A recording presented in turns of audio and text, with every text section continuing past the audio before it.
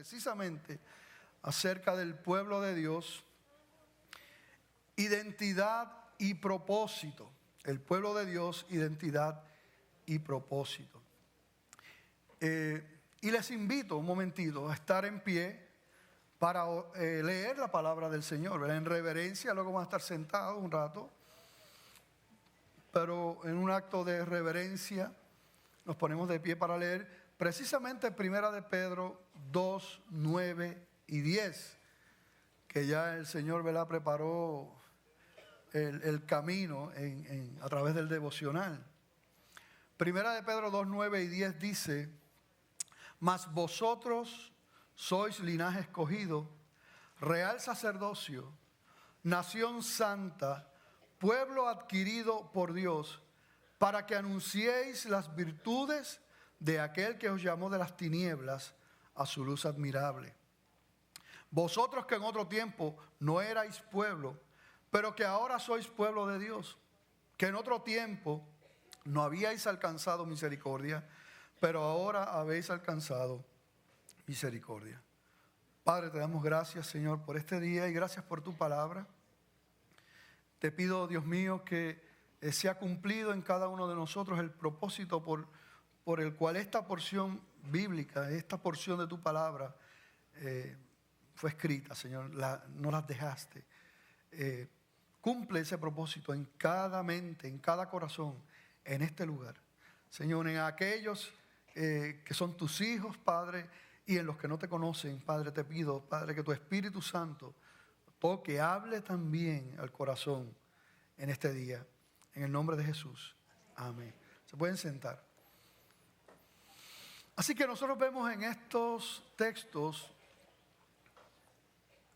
podemos hablar de 3 puntos.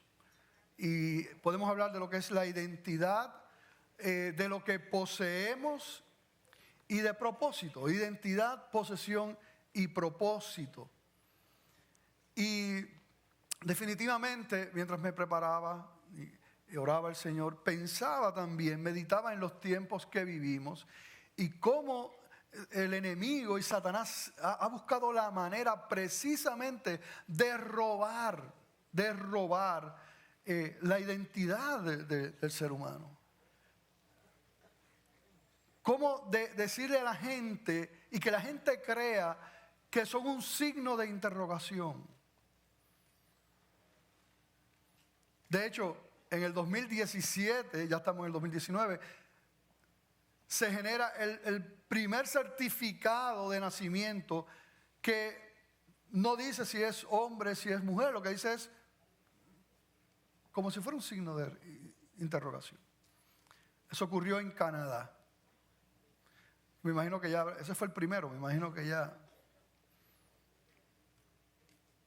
Siempre el mundo en conspiración con Satanás, buscando destruir y romper el diseño del Señor. O sea, por décadas y décadas y décadas, los psicólogos decían y hablaban de la importancia de la identidad, de la importancia de saber quién eres, por qué estás aquí, qué Dios quiere hacer contigo.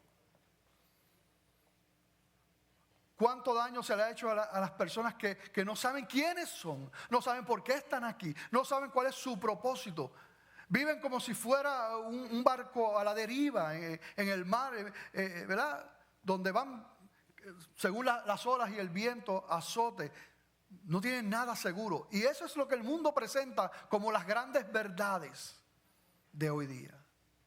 Tan contrario a lo que Dios hizo cuando Él allá en Génesis vemos que el Señor crea al hombre, crea a la mujer y vio Dios que todo era bueno y da una identidad creados por Dios.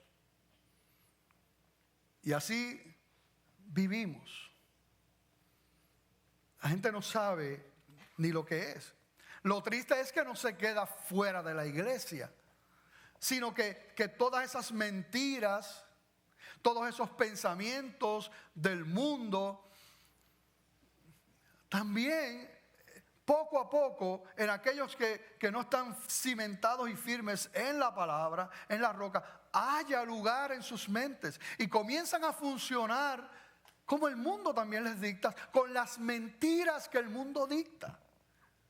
Y el final es triste y doloroso, y el mientras es una vida en derrota y no en victoria, porque viven creyendo mentiras.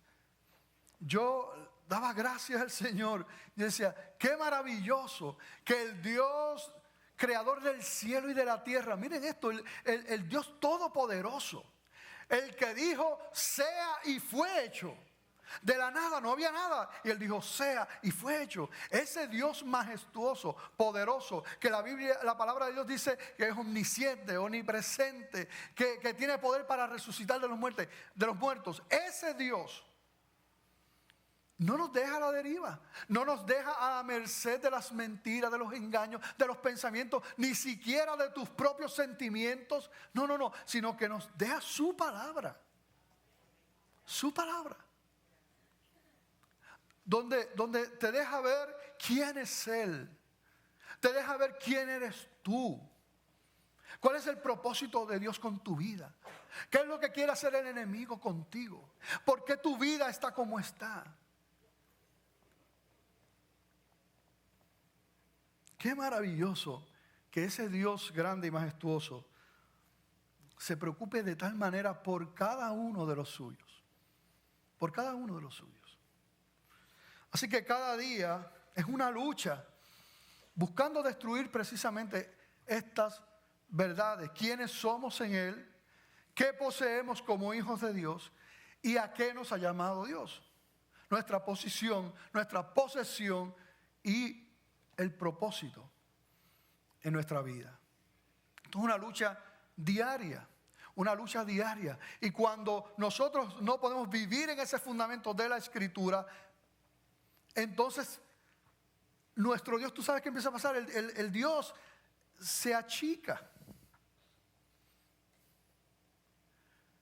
Para muchas personas son más grandes las circunstancias o ciertos problemas o ciertas situaciones que Dios.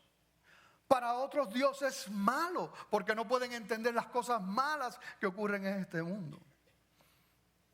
Y para otros simplemente no puede ser el fundamento sólido de su diario vivir en Cristo Jesús.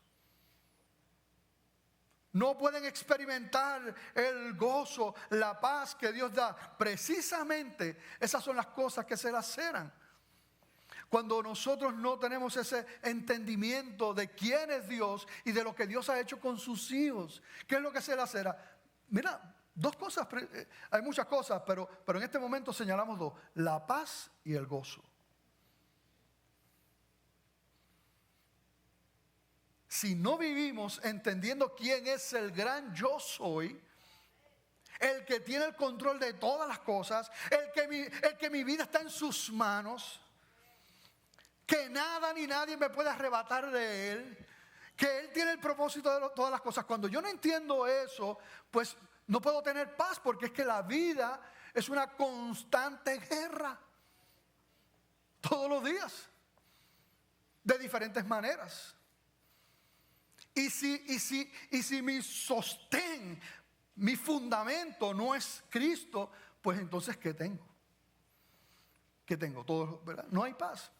Por lo tanto, tampoco hay gozo. Mira lo que dice Romanos 15:13. Allá el apóstol Pablo dice: y el Dios de esperanza os llene de todo gozo y ¿qué? ¿De cuánto gozo y de cuánta paz? De todo gozo y paz. ¿En qué? En el creer. Mira qué tremendo. Y mira cómo empieza: el Dios de esperanza, aleluya. El Dios en que esperamos os llene de todo gozo y paz en el creer, para que abundéis en esperanza por el poder del Espíritu Santo. Y el fruto entonces de eso, de lo que creo, entender que Él es el Dios de toda esperanza, entonces yo descanso, hay paz, hay gozo, puedo abundar en esperanza, no por mi poder, No por tu poder, porque somos frágiles, pero por el poder del Espíritu Santo que está en cada uno de sus hijos. El mundo define esperanza de la siguiente manera: estado del ánimo en el cual se nos presenta como posible lo que deseamos. Así define el mundo. Estado del ánimo en el cual se nos presenta como posible lo que nosotros deseamos. Eso es esperanza según el mundo. Estado del ánimo. Mire, ustedes saben cómo es el ánimo. Cuán cambiante es el ánimo, el estado del ánimo.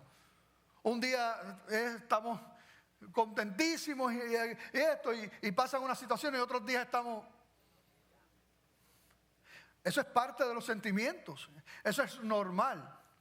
¿Cómo entonces puede para nosotros los hijos de Dios que nuestra esperanza esté sustentada en algo así? Claro, eso es como lo define el mundo. Como lo define la palabra de Dios en Colosenses 1:27, es distinto cuando hablamos de esperanza en la Escritura. Aquí el apóstol Pablo dice: a quienes Dios quiso dar a conocer las riquezas de la gloria de este misterio entre los gentiles. ¿Cuál es ese misterio? Que es Cristo en ustedes, la esperanza de gloria. Aleluya. Esa es la esperanza. ¿Cuál? Cristo en nosotros, la esperanza de gloria. Diga eso conmigo: Cristo en nosotros, la esperanza de gloria. Quiero decirles que aquí no hay problema en que usted diga amén y aleluya cuando tenga que hacerlo, ¿ok? Pero está en Él. Todo lo demás es cambiante. No, la esperanza de gloria. Él es la roca firme. Él es el que no cambia. Él es verdadero. Él no miente. Él no te engaña. Él no te abandona. Aleluya. Él es fiel. Qué bueno es nuestro Dios. Pido al Señor que podamos entender, que nos ayude y nos revele lo que dice de este pasaje hoy. No solamente a los nuevos, sino a nosotros que llevamos mucho tiempo. Porque a veces esos textos que son conocidos, como que ya tomamos una actitud orgullosa y arrogante. Ya yo sé lo que dice ahí. Definitivamente un corazón así no puede recibir. Yo le pido a Dios que me ayude a entender eso que dice, esa posesión, esa posición y ese propósito en mi vida. Así que vamos a ver esos 3 puntos. Y qué tremendo que viene del apóstol Pedro con toda su fragilidad, ¿verdad? Que negó allí al Señor, que la última vez lo negó ¿cómo? Con maldición y malas palabras en medio mundo. Temeroso, que se hundió por allá. Que hablaba, ¿verdad? No, tú no me laves los pies a mí, Señor, a mí tú no me los laves. No, si no te los lavo no tienes parte en el reino de Dios. Báñame. Y cosas así. Sin embargo, después nosotros vemos un Pedro que no le teme al gobierno, no le teme al Sanedrín, no le teme a nada de lo que le dicen. Que le decían, cállate la boca y no hables de Cristo. Y él por ahí mismo salía y por ahí mismo hablaba y se los decía a ellos: díganme ustedes, ¿cómo yo puedo callar de lo que grande y maravilloso que ha hecho Dios? Y finalmente murió martirizado. ¿Qué pasó entre aquel Pedro y este Pedro? Yo te voy a decir, no es que Pedro entonces descubrió la fuerza en él, el poder que está en ti. ¿Cuántos libros hay así, Dios mío? Eso es parte de las mentiras y los engaños del mundo. No hay ningún poder en nosotros ni nada. ¿Tú sabes cuál es la diferencia? La diferencia es el poder del Espíritu Santo en Pedro. Esa es la diferencia. Cuando viene allá en Pentecostés y dice la Escritura, ya que entonces el Espíritu Santo habita dentro de nosotros. Ese es el poderoso. ¿Y tú sabes qué? Desde Pentecostés en adelante, todos los hijos de Dios tienen el Espíritu Santo en ellos. Así que ese mismo poder que tenía Pedro, lo tienes tú. Y lo tiene todo hijo de Dios. Aleluya.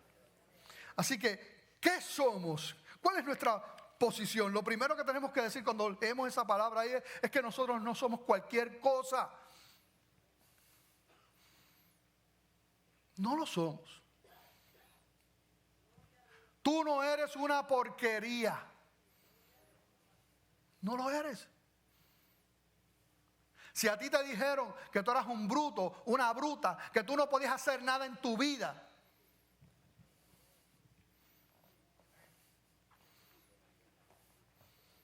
te digo algo, eso no es lo que dice el Señor. Eso es parte de las mentiras de este mundo. Y lo triste es que mucha gente se cree esas mentiras y así viven toda la vida. Yo no sirvo para nada, yo soy un bruto, yo soy feo, yo soy aquello, soy el...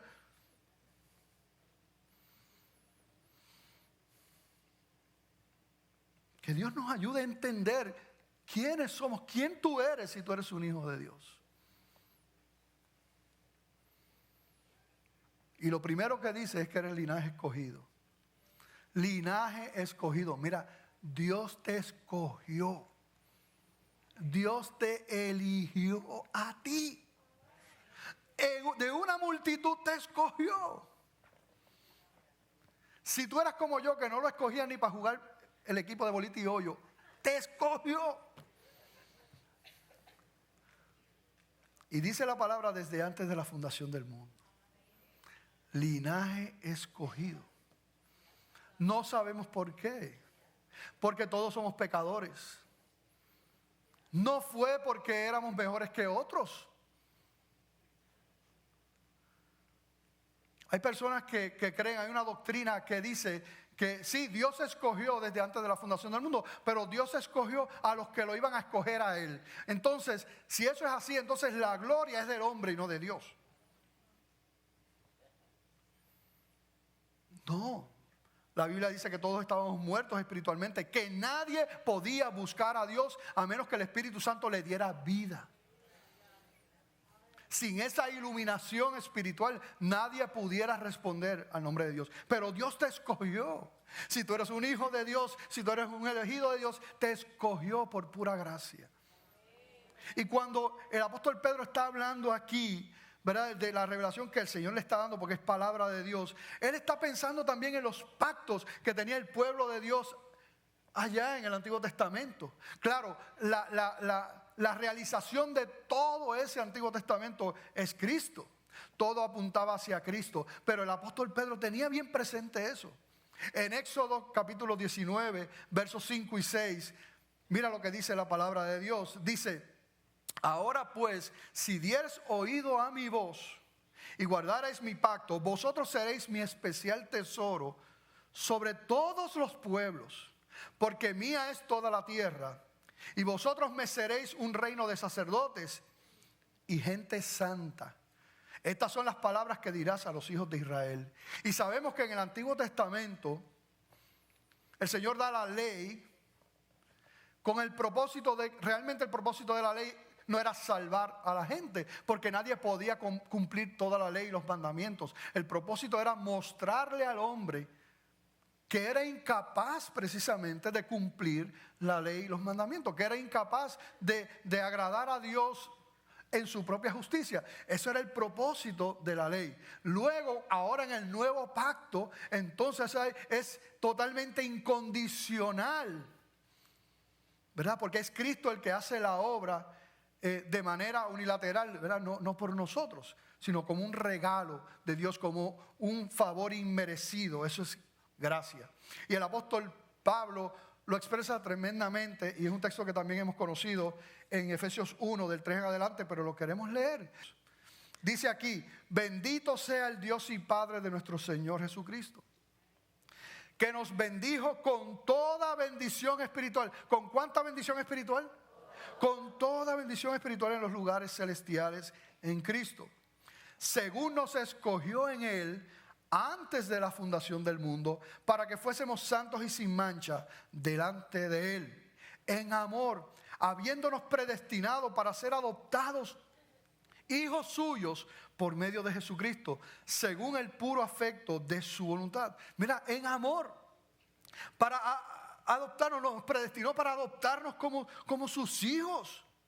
El versículo 6, para alabanza de la gloria de su gracia, con la cual nos hizo aceptos en el amado. Somos aceptados por Él. Dice, en quien tenemos redención por su sangre, el perdón de pecados, según las riquezas de su gracia. Aleluya. Esto estamos hablando de ese linaje escogido, el pueblo de Dios, que hizo sobreabundar para con nosotros en toda sabiduría e inteligencia, dándonos a conocer el misterio de su voluntad, según su beneplácito, el cual se había propuesto en sí mismo, de reunir todas las cosas en Cristo, en la dispensación del cumplimiento de los tiempos, así las que están en los cielos como las que están en la tierra. En Él, asimismo, tuvimos herencia, habiendo sido, mira, si tú no has recibido nada de herencia, más que deuda, que también se pueden heredar, por si lo, ¿verdad? Pero aquí, esa herencia en Él, habiendo sido predestinados conforme al propósito del que hace todas las cosas, según el designio de su voluntad, a fin de que seamos para alabanza de su gloria, nosotros los que primeramente esperábamos en Cristo, los israelitas, los judíos, en Él también ustedes, todos gentiles, habiendo oído la palabra de verdad, el evangelio de vuestra salvación, y habiendo creído en Él, fuiste sellado con el Espíritu Santo de la promesa, que es la zarra de nuestra herencia hasta la redención de la posesión adquirida para alabanza de su gloria. Aleluya. Empezó el aplauso antes de tiempo, pero está bien. Pero mira qué tremendo lo que dice el 13, que fuimos sellados no por el Espíritu Santo. Dice ahí en el versículo 13 que fuimos sellados con el Espíritu Santo. El mismo Espíritu Santo es el sello.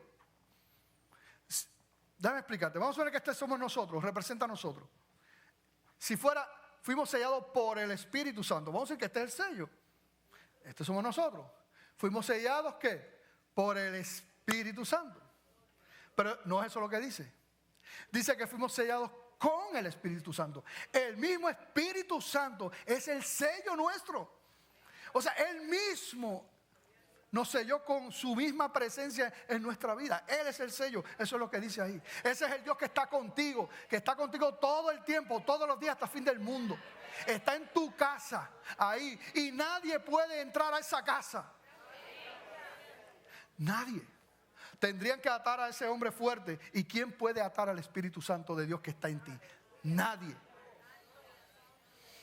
Linaje escogido, real sacerdocio, dice luego, como parte de esa posición. Tú eres real sacerdocio.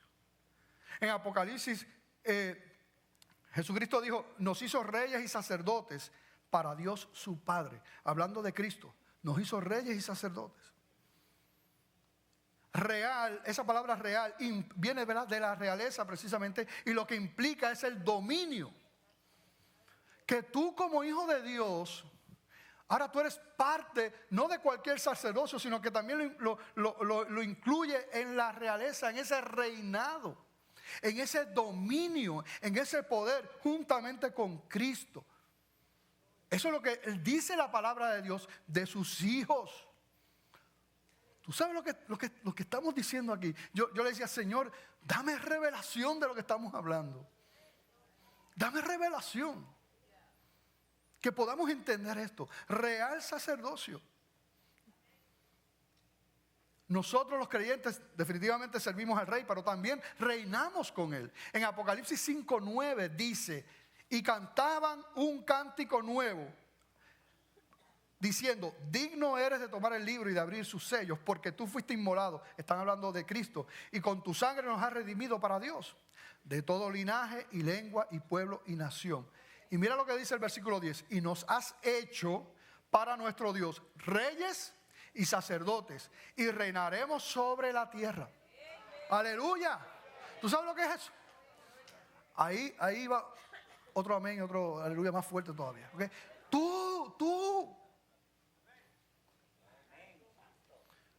Tú no eres Juanito Matapuerco, como decía un profesor que yo tenía en la universidad. No somos Juanito Matapuerco. Linaje escogido, real sacerdocio, Apocalipsis 26 también el Señor dice: bienaventurado y santo el que tiene parte en la primera resurrección. Todos aquellos, ¿verdad?, que han nacido de nuevo. Dice: la segunda muerte no tiene potestad sobre estos, sino que serán sacerdotes de Dios y de Cristo, y reinarán con Él 1000 años. Aleluya, aleluya. Así que además de eso, también dice que somos sacerdotes. Que nosotros aquí en la tierra ahora representamos al Señor, intercedemos por esas almas, somos aquellos llamados a llevar las buenas nuevas de salvación. Ya no entramos en un templo hecho de mano como era en el caso del Antiguo Testamento, y es el tabernáculo que se está presentando aquí, sino que ahora es en la misma presencia del Señor. Y además de ser sacerdotes, también somos el tabernáculo. Porque este cuerpo es donde habita, todos aquellos que son cristianos, habita que la presencia del Señor. La Escritura nos dice en Hebreos que ahora nosotros tenemos acceso, que no necesitamos a nadie para llegar al Señor. Antes, aquí, ustedes saben, el pastor lo ha explicado, cómo aquí más o menos a la mitad estaba el lugar santo, el lugar santísimo, y solamente un sumo sacerdote podía entrar al lugar santísimo una vez al año para presentar un sacrificio, ¿verdad?, por el pecado del pueblo, de los de él y los del pueblo, una vez al año. Nadie más podría entrar ahí. Si entraba ahí, caía como un muerto, caía muerto. Pero ahora nos dice la Escritura que no tenemos un sumo sacerdote como aquellos que moría, sino Cristo mismo que entró y ha abierto una autopista para sus hijos. Y ya tenemos acceso directo al Señor por la gracia de Dios. Es triste cómo todavía en pleno siglo XXI, todavía hay personas que se relacionan de esa manera, que creen que no pueden acercarse a Dios directamente, sino que necesitan un mediador, una mediadora. La palabra dice en 1 de Timoteo capítulo 2, versículo 5, si mal no recuerdo, porque tenemos un solo Dios y un solo mediador entre Dios y los hombres, Jesucristo, hombre. Ya tenemos acceso directo. Esa es la bendición. Tú y Dios, si tú eres un hijo de Dios, tú eres real sacerdocio. Y mira qué interesante, en el Antiguo Testamento no se podían ejercer las dos cosas a la misma vez. O eras rey o estabas acá con los sacerdotes. De hecho, el rey Usías fue allá y se puso a ofrecer sacrificios y cosas, y ¿tú sabes qué le pasó? Le vino una lepra, perdió su reinado y murió con lepra. Sin embargo, mira qué tremendo que ahora nosotros ejercemos ambos. Somos real sacerdocio. Así que además del linaje escogido, real sacerdocio, dice también la palabra que somos nación santa. Leí de alguien: ningún cristiano es una persona ordinaria, sino un hombre o una mujer de Dios. Si tú eres un cristiano, tú no eres una persona común y corriente. Tú eres un hombre de Dios, tú eres una mujer de Dios, tú eres nación santa, santa, separado por Dios con un propósito. Y puedes aspirar a vivir una vida distinta a la que el mundo vive por la gracia de Dios y por el Espíritu Santo que está en ti. Ya no eres esclavo del pecado. No lo eres. Luego dice, pueblo adquirido por Dios. Y la Escritura en 1 Corintios 6:20 dice, porque habéis sido comprados por precio, glorificad pues a Dios en vuestro cuerpo y en vuestro espíritu, los cuales son de Dios. Así que fuimos comprados por precio, los hijos de Dios, los escogidos de Dios. Ahora, no fue un precio barato. Fue el sacrificio de nuestro Señor Jesucristo. Vertida esa sangre allí, el Dios se hizo hombre y recibió allí el pecado de todos. Intercedió por los suyos. Pero dice entonces que fuimos comprados, ya no nos pertenecemos. Dios es nuestro dueño. le pertenecemos a Él. ¿Sabe que estaba leyendo? Porque las cosas aquí en el mundo le dan valor por quién las tuvo o por a quién pertenecen.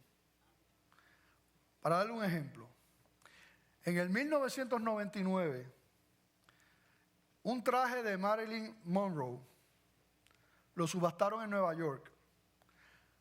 ¿Saben cuánto pagaron por ese traje viejo y amarillo? $1,267,000.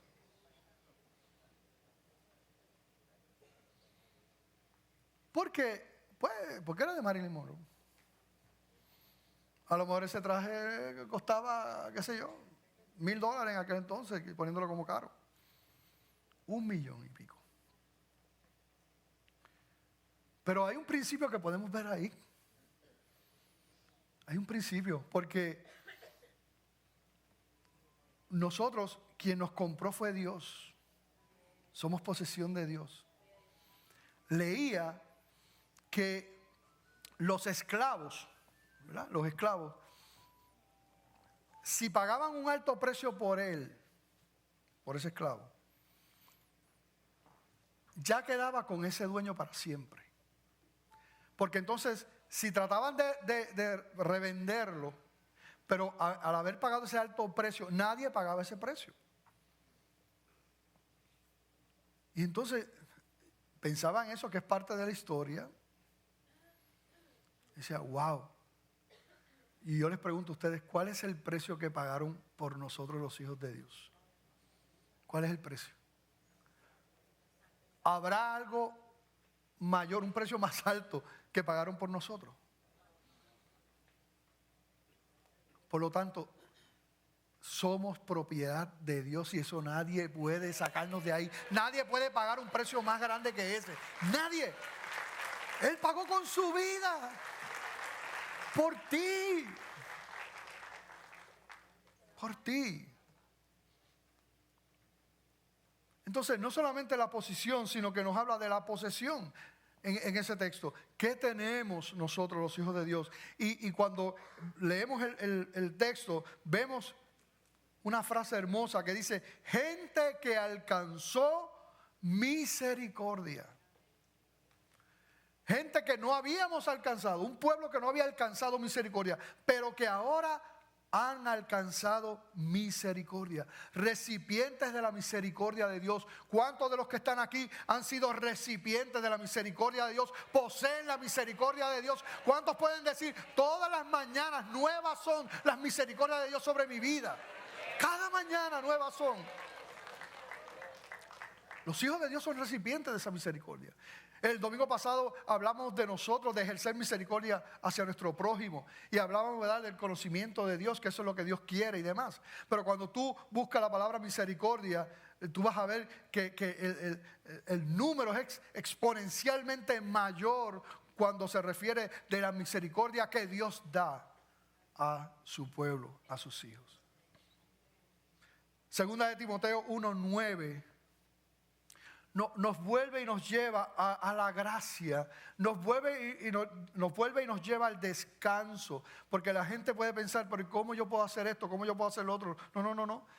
Mira lo que dice la Escritura, quien nos salvó y llamó con llamamiento santo, no conforme a nuestras obras, sino según el propósito suyo y la gracia que nos fue dada en Cristo Jesús antes de los tiempos de los siglos.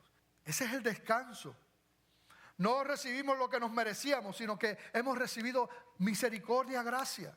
Lo que nos merecíamos era un infierno, todos somos pecadores. Lo que nos merecíamos era una total separación de Dios. Pero Él ha ejercido su misericordia, ha perdonado todos nuestros pecados y nuestro pasado fue borrado. Cada día para el cristiano hay una libreta nueva con páginas nuevas que arriba dice gracia y misericordia. Todos los días para ti. Una página nueva. Así que tú eres hijo de Dios y como hijo de Dios tienes un título de propiedad.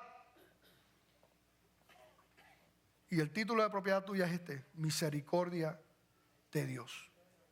Y tú eres poseedor de ese título de propiedad. Misericordia de Dios. Es tuyo. No por tus obras, no por tu esfuerzo.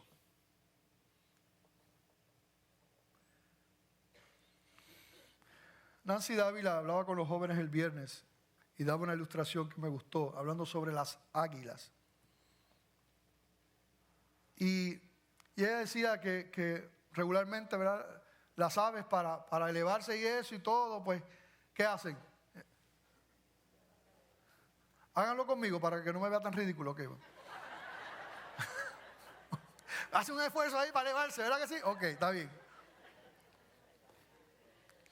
Pero el águila no. El águila se remonta allá, va bien arriba, bien arriba. Y después, ¿qué hace? Extiende sus alas y empieza ahí. ¿Qué utiliza? El viento.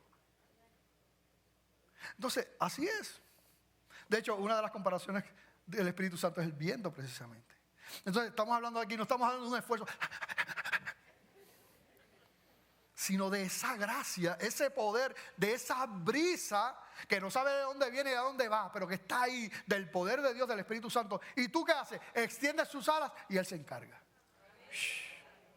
La misericordia de Dios es tuya.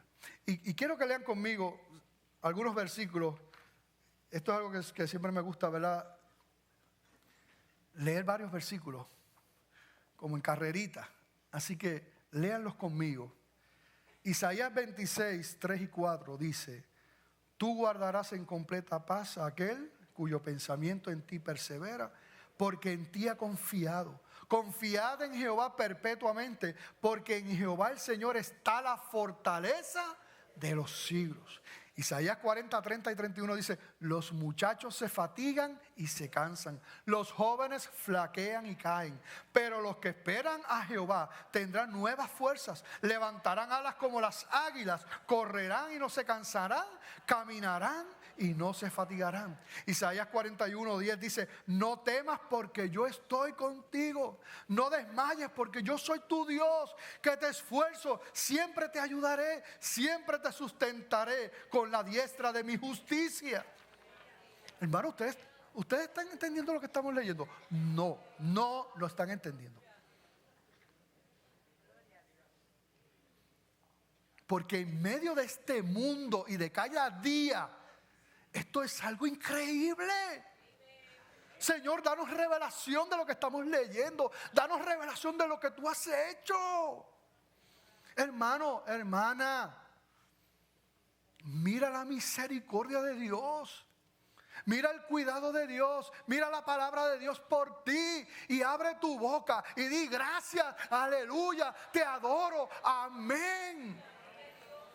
No dejes que nadie quite esa alabanza. No lo permitas, en el nombre de Jesús. Rompemos toda atadura que cierre tu boca a creer estas verdades. Porque ese es el propósito de esta palabra de parte de nuestro Dios, que nos ama y que nos cuida. Y que nos quiere decir: mira, yo estoy contigo, yo te amo, mi misericordia está contigo. Te amo, tengo el control de las cosas, no te he abandonado. Eres especial para mí. Isaías 41, 13 dice: porque yo, Jehová, soy tu Dios, quien te sostiene de tu mano derecha y te dice: no temas, yo te ayudo. Yo les voy a ayudar. Amén y aleluya, por lo menos, con fuerza. Cada vez que quieran. Los afligidos, Isaías 41, 17, los afligidos y menesterosos buscan las aguas y no las hay. Seca está de sed su lengua. Yo, Jehová, los oiré.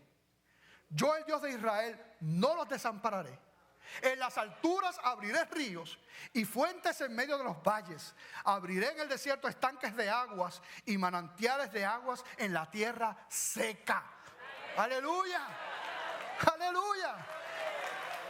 Gracias, Señor. Isaías 43, 1 y 2. Ahora así dice Jehová, creador tuyo, oh Jacob, y formador tuyo, oh Israel. No temas, porque yo te redimí. Te puse nombre, mío eres tú. Cuando pases por las aguas, yo estaré contigo. Y si por los ríos, no te anegarán. Cuando pases por el fuego, no te quemarás, ni la llama arderá en ti. Amén. Eso es, hermano. Eso es. Es para ti, hijo de Dios. Isaías 43, 25. Linaje escogido somos, amén. Yo soy el que borro tus rebeliones por amor de mí mismo. Y no me acordaré de tus pecados. Aleluya. Aleluya. Hay perdón y hay gracia. Isaías 44, 22. Yo deshice como una nube tus rebeliones y como niebla tus pecados. Vuélvete a mí porque yo te redimí. Jeremías 31, 3, que es un versículo que amo tanto. Jehová se manifestó a mí hace ya mucho tiempo, diciendo: con amor eterno te he amado, por tanto te prolongué mi misericordia. Aleluya. Aleluya. Gracias, Señor. Gracias, Padre. Jesucristo dijo: yo voy a estar con ustedes todos los días hasta el fin del mundo. Yo estoy contigo.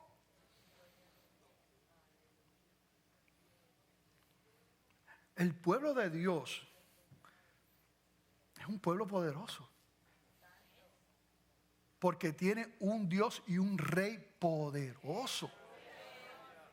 El pueblo de Dios es el victorioso. El pueblo de Dios es el vencedor. El pueblo de Dios es el único que tiene promesas y esperanza eterna. El pueblo de Dios espera una vida nueva con el Señor, donde no habrá llanto, no habrá dolor, no habrá enfermedad. Ya el pecado no podrá entrar. Ya no habrá angustia, desesperación, tristeza, depresión, nada de eso.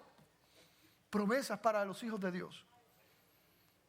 Y me imagino al salmista pensando en todo esto cuando escribió en el Salmo 149, 5 lo siguiente. Dijo: regocíjense los santos por su gloria y canten aún sobre sus camas. Aleluya. ¿Cuántos cantan sobre sus camas? ¿Cuántos han cantado sobre sus camas? Vamos a ver.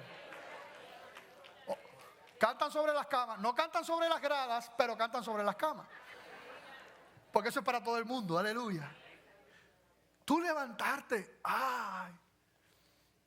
Un nuevo día en el Señor. Dios es bueno. ¿Qué puede hacerme el hombre? ¿Qué puede hacerme el hombre? Y cantan ahí, aleluya. ¿Qué se puede cantar sobre la cama en ese momento? ¿Qué se puede cantar? Muchas cosas. Podríamos cantar: somos el pueblo de Dios. Su sangre nos redimió. Así que esa misericordia ha sido entregada a sus hijos. Y cuando fallo, es que Dios sabe. Su misericordia está ahí. Si hay una de las cosas que yo no puedo entender es el amor absurdo de un Dios que ama como el hombre ama. Yo no puedo entender eso. ¿Cómo ama el hombre? El hombre ama incondicionalmente. Pero el Señor no es así. Mira, Él nos amó desde antes de la fundación del mundo. Él sabía todo. Ese es el amor de nuestro Señor. Ahora, hablamos de posición, hablamos de posesión. ¿Cuál es la posesión? La misericordia de Dios. Tú eres un recipiente de esa misericordia. ¿Ok? Pero hablamos también de un propósito, porque después, como bien, ¿verdad?, preparó el pastor Carlos Rodríguez, preparaba el camino de la predicación también. Dijo, no se queda en el versículo 9, sino que en el versículo 10 dice lo siguiente, dice: vosotros que en otro tiempo no erais pueblo, pero que ahora sois pueblos, que en otro tiempo no habíais alcanzado misericordia, pero habéis alcanzado misericordia. Y perdóname, era el versículo 9, donde dice: para que anunciéis las virtudes de aquel que os llamó de las tinieblas a su luz admirable. Así que Él nos ha hecho esto, pero el propósito es que anunciemos esas virtudes. Él nos trasladó de las tinieblas a la luz. Y yo le voy a decir una cosa: cuando uno entiende lo que ha recibido, la gracia, el perdón, el amor, el abrazo del Padre, del Espíritu Santo, la presencia del Señor, las promesas de Él, su palabra, su misericordia nuevas cada mañana, el poder adorar a Dios y levantar nuestras manos, el poder postrarnos y rendirnos ante el Señor ahí. Señor, aquí estoy. El saber que nunca nos va a dejar, no nos va a abandonar. Nunca. ¿Qué debe producir eso? Hay gente que, ¿tú sabes lo que dice? Que cuando uno cree en esas verdades de la gracia, lo que eso produce es que la gente se vaya al mundo a pecar. Como yo estoy seguro en Cristo, pues entonces me voy a pecar. ¿Cómo unas verdades? Esas verdades es todo lo contrario. La persona que entiende la gracia de Dios, lo que Dios le ha regalado, la presencia incondicional de Dios sobre su vida, el sello del Espíritu Santo, la promesa que nada ni nadie te puede arrebatar de la mano. ¿Tú sabes lo que produce eso en el corazón? Yo quiero agradarte, Señor. Yo quiero honrarte, Padre. Ayúdame. Es más, nos sentimos mal cuando no podemos. Uno dice: Señor, yo quisiera agradarte más. Y cuando uno peca y uno falla, uno se siente mal. Así que cuando uno entiende esto, lo que debe producir es hablarle a la gente de lo que Dios hace. Yo era así, yo era esto, y yo estoy consciente que el evangelio no es el testimonio meramente. Uno siempre tiene que hablar de las verdades. No solamente hable de lo que Dios ha hecho, hable de lo que Cristo hizo también, que le amó, que es pecador, que hay un camino. Pero eso es lo que produce cuando uno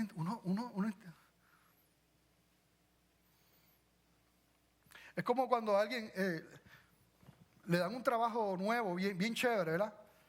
Que no esperaba que se lo dieran. Es más, a lo mejor no tiene las credenciales para tener ese trabajo. Y cuando tú te encuentras con esa persona, ¿qué pasa?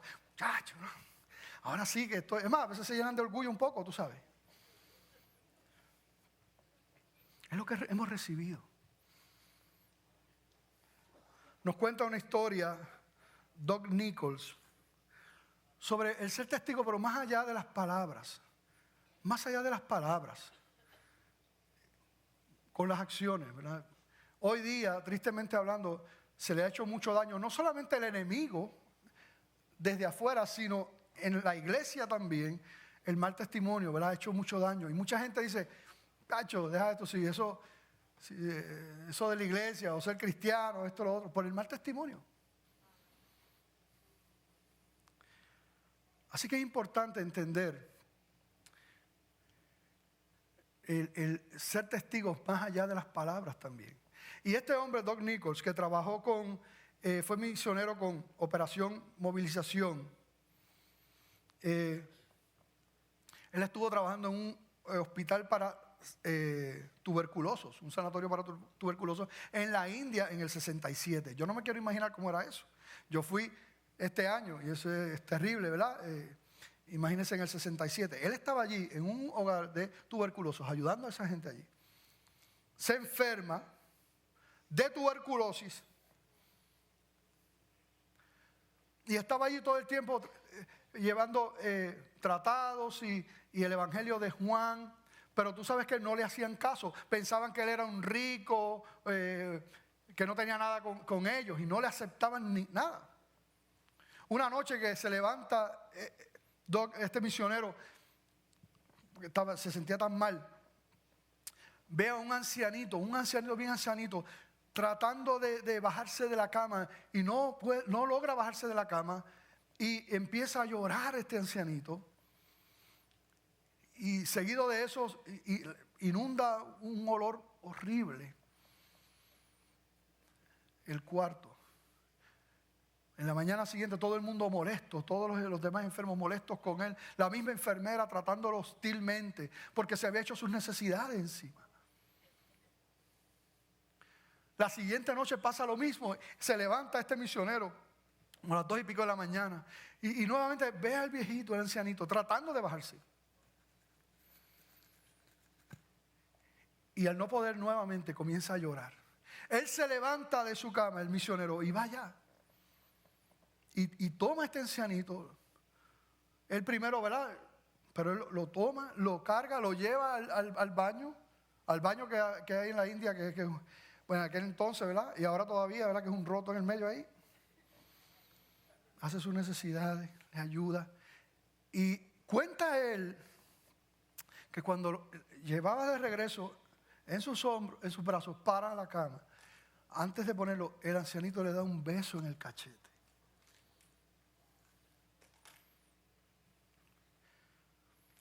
Como a las 4 de la mañana despiertan al misionero con una tacita de té. Otra persona de los que estaba allí. Y le dice, se empieza a señalarle el librito para que le diera el libro. Y así todo el mundo se empezó a acercar. ¿Cómo damos gracias al Señor por las palabras, pero las acciones? Y tenemos que pedirle al Señor, mira Señor, danos sensibilidad. Yo le digo a los hermanos de capellanía, ellos saben que en un momento dado tuve que decirles, porque hemos sido como que entrenados medio legalistas en la cuestión de compartir el evangelio. Y entonces ir a un hospital y no, porque espérate, que Cristo te ama, tú eres pecador, estás condenado, Cristo murió, Cristo es el camino, tienes que aceptarlo, aceptas a Cristo. O sea, a veces hasta con una insensibilidad.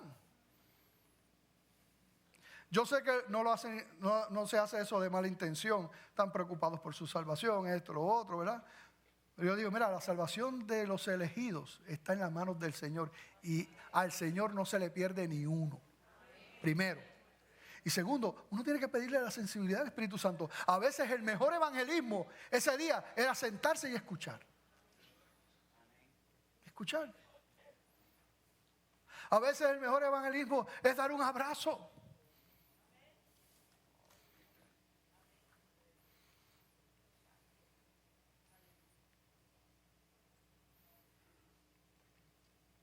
El mundo quiere ver eso. El mundo quiere ver más que palabras.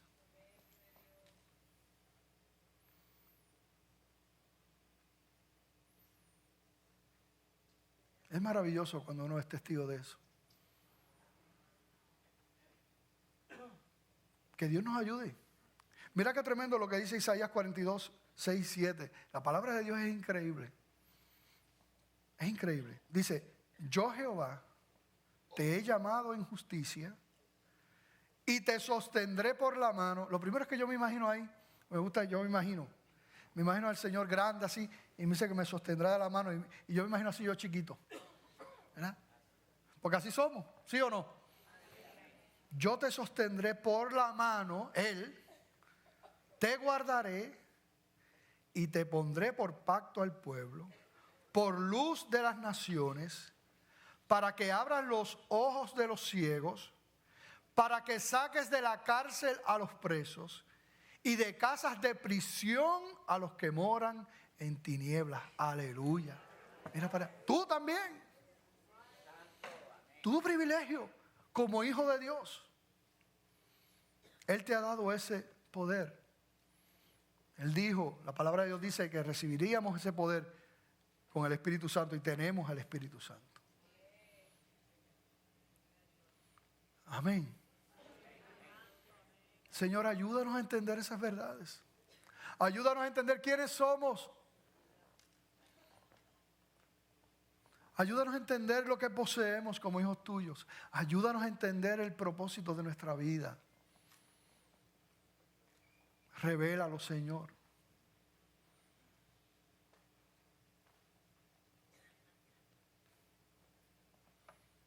La obediencia al Señor debe ser un fruto y no raíz. Es por esa misma revelación que podemos entonces obedecerle y honrarle a Él. Yo sé que el mensaje ha sido para la iglesia, pero siempre me gusta preguntar si aquí hay alguna vida, y le pido a la iglesia que ore en este momento. ¿Has escuchado los beneficios que han recibido los hijos de Dios? Tristemente hablando, te tengo que decir unas verdades, ¿verdad? Porque parte de las mentiras que dice el mundo es que todos somos hijos de Dios. La Biblia dice que son hijos aquellos que le han recibido a Él. Aquellos que han creído, que le han entregado su vida a Él. A los que le han reconocido públicamente al Señor. Hay un versículo que dice que si confesares con tu boca que Jesús es el Señor y creyeres en tu corazón que Dios le levantó de los muertos, serás salvo. Porque con el corazón se cree para justicia, pero con la boca se confiesa para salvación. Pues la Escritura dice, todo aquel que en Él creyere no será avergonzado. Así que la palabra de Dios nos manda a hacer un llamado. Y la palabra de Dios le dice que todo aquel que quiere reconocerlo tiene que hacerlo públicamente. Reconocer que, creer en el amor de Dios, en la gracia de Dios. Creer, como dice la Escritura, que tu pecado te ha separado de Dios. Todos somos pecadores. Creer que el único camino es Cristo Jesús. Y no solamente creer esas verdades, sino entonces tomar una decisión. Cuando Pilato allá estaba, antes de crucificar a Jesucristo, él sabía, él tenía una revelación más o menos de que Jesucristo no era un hombre común. Pero la revelación a media no es suficiente.